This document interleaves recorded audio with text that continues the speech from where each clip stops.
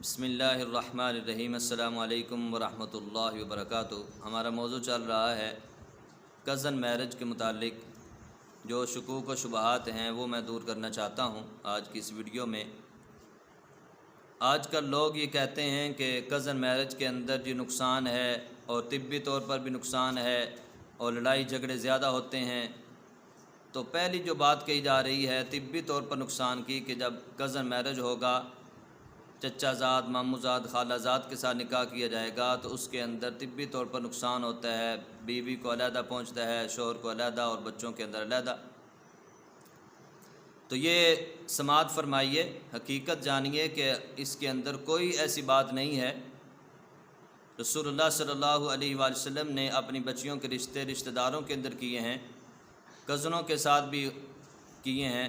اب حضرت فاطمۃ الزہرا رضی اللہ تعالی عنہا جو حضور کی لاڈلی بیٹی ہیں، سب سے چھوٹی بیٹی ہیں، ان کا رشتہ دیکھیے حضرت علی مرتضیٰ رضی اللہ تعالی عنہ کے ساتھ ہوا ہے، جو ان کے کزن ہیں، رشتہ دار ہیں۔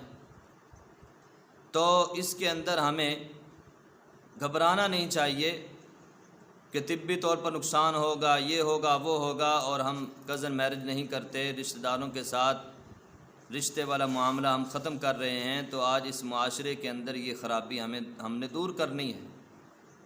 اور جو بچوں کے اندر کہتے ہیں جی طبی طور پر ان کو بھی نقصان پہنچے گا جی، یہ بھی ساری باتیں من گھڑاتے ہیں، کوئی اس کی حقیقت نہیں ہے۔